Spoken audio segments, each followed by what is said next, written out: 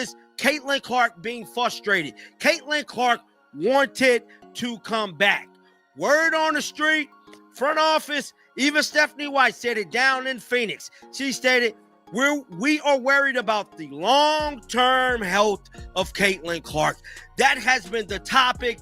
That has been all they worried about. Caitlin Clark, the superstar who lifted the Indiana Fever from obscurity to playoff contention, has been benched. Not by rivals, not by age, but by her own front office. The same suits who owe her everything are now trying to sideline the face of women's basketball. But Clark isn't going quietly. She's fired up, ready to fight, and making it crystal clear, no one benches Caitlin Clark.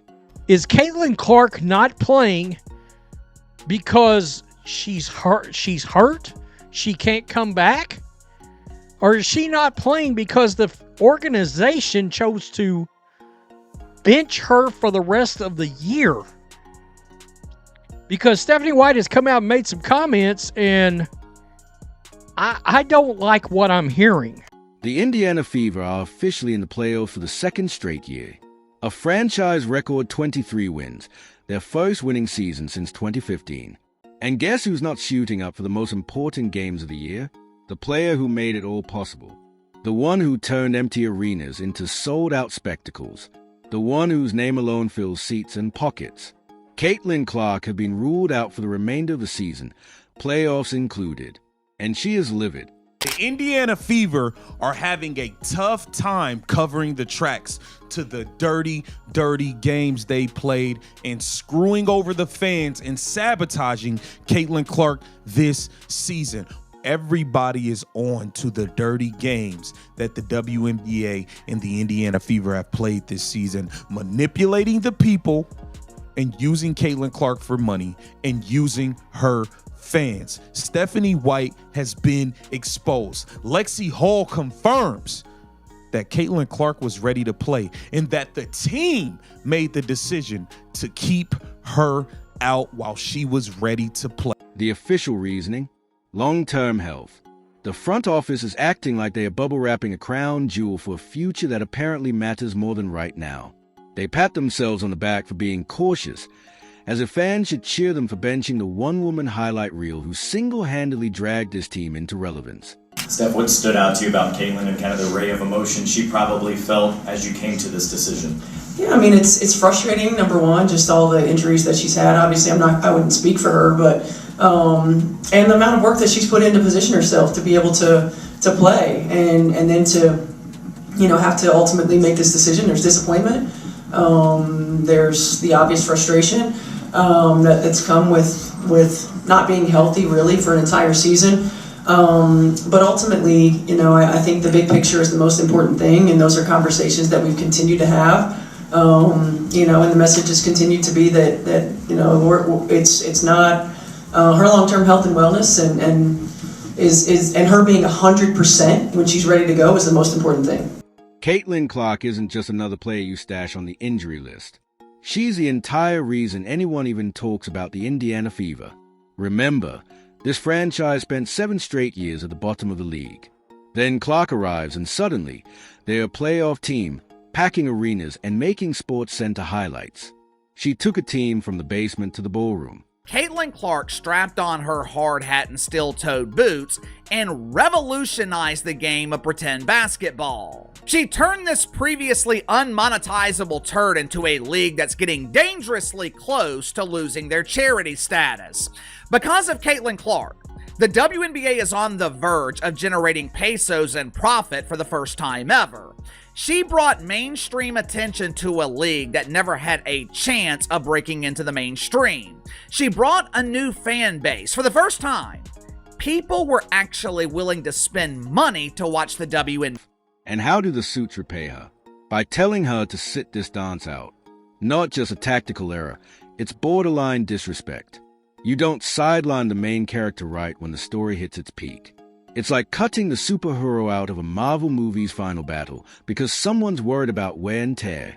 Which I'm all for the long-term health, but you got to be a player-first organization. And if that player if that set player is ready to return, she's cleared by the doctors. She's cleared by the damn doctors to play. Been cleared by the doctors to play. Let her fucking play. I am sorry.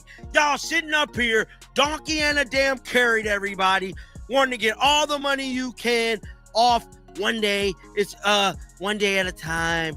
One day at a time. All this BS y'all doing is ridiculous. And Indiana, you're looking spooky. You're looking spooky. I am sorry. I am sick of this. If you are enjoying, please subscribe. July 15th, 2025, Connecticut Sun Game, final minute. Clark makes a routine pass, then grabs her right groin. Cameras catch the frustration.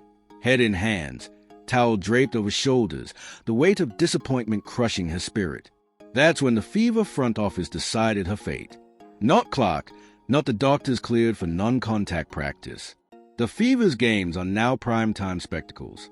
Her first matchup against Angel Reese drew 2.7 million viewers on ESPN, the season's highest. Clark posted a triple-double that night, breaking the internet, while Reese scored 12 points in the background. Caitlin is a show. The whole show. Nothing else matters. Instead of allowing Caitlin Clark to elevate the league, WNBA players were overtaken with powerful feelings of jealousy. They resented her. They wanted her to go away. And this season, and especially over the last couple of months, WNBA players have gotten exactly what they wanted. After 2 years of claiming that the WNBA is about more than one player, unknown dump divers were finally given the opportunity to prove it. As expected, the end result has been huge, embarrassing failure. For nearly 2 months, hope was dangled like a carrot in front of a racehorse. Day to day, they promised, we're taking it slow. Meanwhile, Clark lived in the gym. Non-contact drills, shoot-arounds, rehab, everything to get back on the court. But the front office, riding the Caitlin Clark gravy train since day one, decided they knew better. They shut her down completely, not because she couldn't play, not because doctors said no, but to protect her long-term health. Translation: protect their investment, even if it means sacrificing their best shot at a championship. The Fever fan base has lost so much trust in the Fever organization this year, and not only from the injury reporting, but it stems from the injury reporting. There's been some very, very weird injury reports this season, and the math isn't mathing. And I've also been one to defend the organization to a certain extent because you don't always want to give away too much information. And I've placed a lot of the blame on the reporters. I'm like, how are the reporters not able to get to the bottom of this and at least give us something? Clark released a statement that should chill every executive in that building. I had hoped to share a better update, but I will not be returning to play this season. I spent hours in the gym every day with the singular goal of getting back out there. Disappointed isn't a big enough word to describe how I am feeling. Let that sink in. Disappointed isn't enough. This is Caitlin Clark, the woman who's faced pressure that would crush mere mortals, carried a league on her back, and never met a challenge she couldn't conquer. She turned a laughingstock franchise into playoff contenders, broke attendance records, shattered TV ratings, and made the Fever relevant again. And how do they repay her? By benching her during the most critical stretch of the season. Is a sabotage job, you guys. Flat out, point blank, period. You guys have not been open and up front. You guys have talked about long-term health and wellness. You guys have not been up front with the injuries, with the injury report, with the timetable. You guys left this girl listed as day-to-day and questionable for months at a time. That is not being upfront with the people. It's not. It's not. It's not. You guys hid an injury, an ankle injury, for weeks. You guys hid an ankle injury for weeks. Stop. The front office's excuse? No timetable. Focus on her long-term health. How considerate. How noble. How utterly insulting. This is a woman who never missed a game at Iowa or her rookie WNBA season. Yet suddenly, the front office knows better than she does about her own body. Here's the truth they don't want you to know. Clark was active in team drills, running 5-on-0 exercises. Medical experts said her extended absence pointed to a minor week-to-week issue, not a catastrophic injury. Still, the front office chose a nuclear option, shutting down their franchise player when she was almost ready to return. When she hurt her ankle in August, that was really the dagger that ended the season. But also, they had no idea when that groin injury would have healed. See, this is the part that's frustrating with these guys, is that why can't they just say mid-grade 2 or 3? Just tell the truth. Was it a 1? Was it a 2? Was it a 3? Was it a 1 but she re-aggravated in practice or something? Did they over-push her or something? And Clark's reaction? Pure, unfiltered honesty. This has been incredibly frustrating. But even in the bad, there's good. The way the fans continue to show up for me and for the Fever brought me so much joy and perspective. I am so proud of how this team has only gotten stronger through adversity this year. Now it's time to close out the season and claim our spot. Notice what she did there. Praise teammates, thank fans, but not a word for the front office that kept her sidelined. That silence speaks volumes. Clark knows exactly who's responsible. Stated, I miss it too. Y'all want to know why Caitlin Clark said this? Because Caitlin Clark never wanted to sit out. Caitlin Clark wanted to come back. Caitlin Clark wanted to come back, and they're treating her like she's property. That's what the Indiana Fever is doing. She's their property now. And since Caitlin Clark can have the say on whether she can play basketball or not, which is completely damn me ridiculous, utterly ridiculous. Utterly ridiculous. If she could play and she want to play, let her fucking play. Here's where it gets even more infuriating. The Fever needed Clark. 7th seed, playoff spot secured after a 94-65 demolition of the Washington Mystics, yet heading into the postseason without their superstar. Fans are already skeptical about their chances, and rightly so. The front office talks about protecting her future, but what about the franchise's future? The ticket buyers, the TV viewers, the competitive edge, all sacrifice a corporate caution. This decision reeks of arrogance.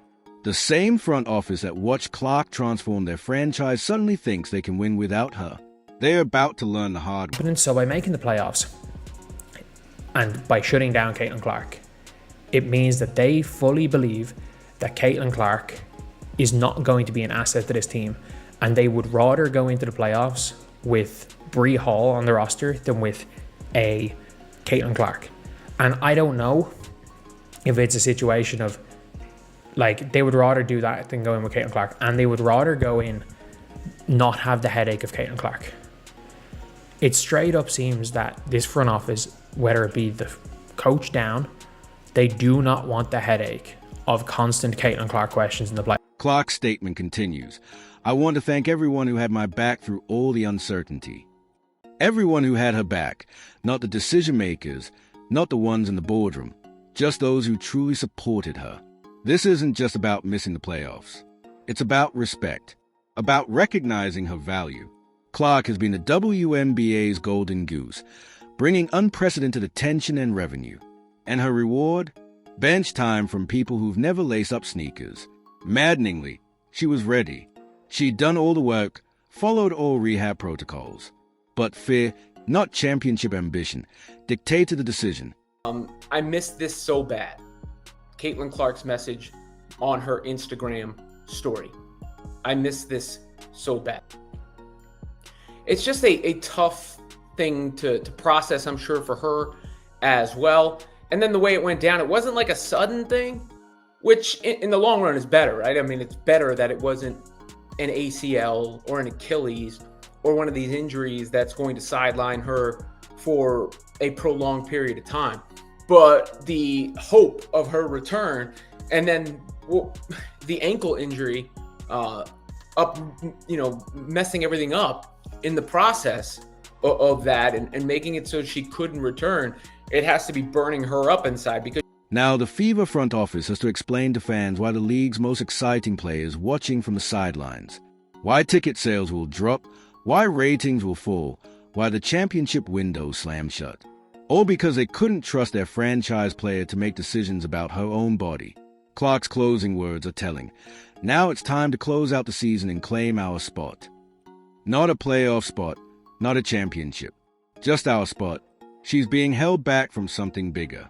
The Fever chose corporate liability over competitive fire.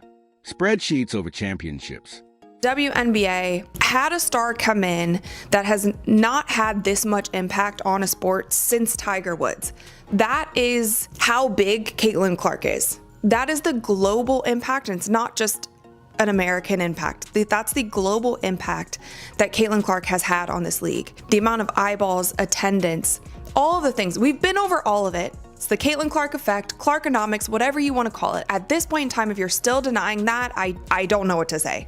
You're not living in reality.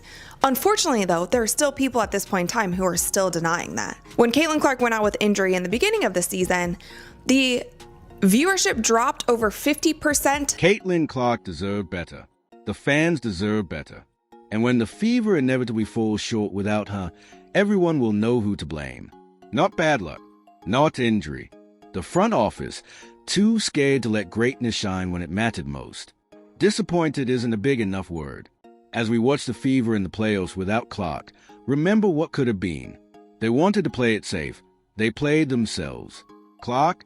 She'll be back next season with a vengeance. Think she had a chip before? Now she has the whole casino. Meanwhile, the Fever will learn the hard way. You don't clip the wings of your golden goose. Because when you do, all you're left with is eggs and no spectacle. And nobody buys a ticket for the eggs.